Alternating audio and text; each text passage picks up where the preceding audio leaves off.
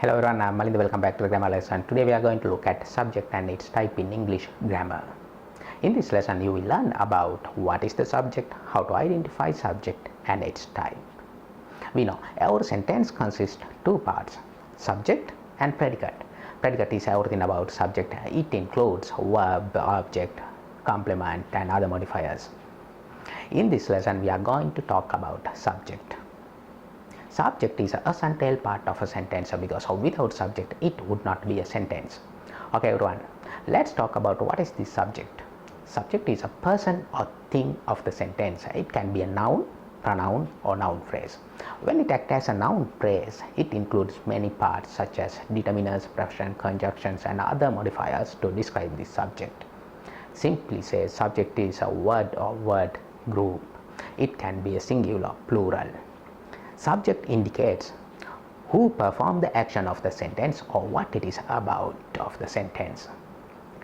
Okay, to identify the subject we can ask who or what question. Most probably the subject appear at the beginning of the sentence, but sometimes it can stand the middle of the sentence, particularly in interrogative sentence. Okay everyone, let's see some example to identify the subject. Look at this example. John is an excellent teacher. The Professor John is an excellent teacher. He is watching a movie. Are you going to see a film? Okay, look at the first example. John is an excellent teacher. Okay, to identify subject we can ask question, who or what question. Who is an excellent teacher? John. Okay, John is the subject and also it's a single word and act as a noun and stand at the beginning of the sentence. Look at the second example. The Professor John is an excellent teacher. The same question we can ask to identify subject. Who is an excellent teacher? The Professor John. Okay, here Professor John is the subject and stand at the beginning of the sentence and act as a noun. It's a noun phrase because it includes two or more words. Okay, when you look at these two examples, it's clear the subject can be a noun or noun phrase, word or word group, and also usually it stand at the beginning of the sentence. Okay, let's go through the next example. He is watching a movie. Who is watching a movie? He. Okay, he is the subject and it acts as a pronoun. We know pronouns are who, you, I, he, she, they. These are pronouns and also stand at the beginning of the sentence. Look at the next example. Are you going to see a film? So what is the subject? The same question we can ask. Who are going to see a film? You are going to see a film. So subject is you. And also it acts as a pronoun and stand middle of the sentence. Okay everyone, when you look at this example, it's clear subject can be a noun, pronoun or noun phrase. It can be a word or word group, and also it usually stand at the beginning of the sentence before the verb, but sometimes it can stand middle of the sentence, especially in interrogative sentence. Okay, in some sentences we can see two or more subject. Look at this example. John is an excellent teacher and he works at London University. When you look at this example, we can see two independent clauses are connected with coordinating conjunction. We know every clauses include subject and predicate. Look at the first clause of the sentence. John is an excellent teacher. Who is an excellent teacher? John. Here subject is John and act as a noun. Look at the next clause of the sentence. He works at London University. Who works at London University? He. Here he is the subject and act as a pronoun. Okay, when you look at this example we can see two subjects.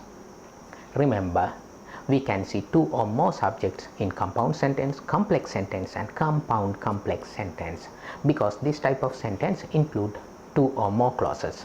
Every clauses include subject and predicate. Therefore this type of sentence we can see two or more subjects. Okay everyone, now we are going to look at type of subjects. There are three types of subjects in English grammar: simple subject, complete subject and compound subject. Okay, let's talk about what is the simple subject. Simple subject include only one word. It doesn't contain modifiers. It can be a noun or pronoun. Unlike the simple subject, complete subject includes simple subject and its all modifiers to describe the simple subject. Okay, let's see some example. Look at this example. My favorite green vegetable is pumpkin. The hungry old dog runs everywhere. Look at the first example. My favorite green vegetable is pumpkin. To identify subject, we can ask what or who question. What is pumpkin? Pumpkin is a vegetable. Here vegetable is the simple subject.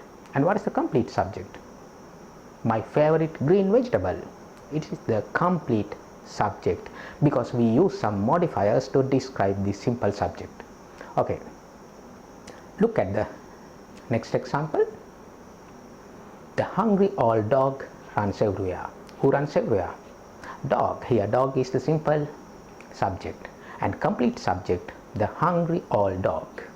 Okay, now let's talk about what is the compound subject. Compound subject include two or more simple subjects. Okay, let's look at some example. The hungry old dog and fox run everywhere.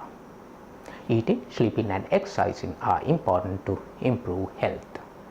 Okay, look at the first example. The hungry old dog and fox run everywhere. Who run everywhere? Dog and fox. Here we can see two simple subjects, dog and fox. What is a compound subject?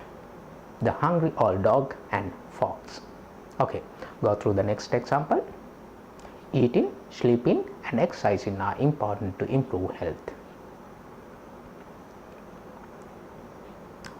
What are important to improve health? Eating, sleeping and exercising.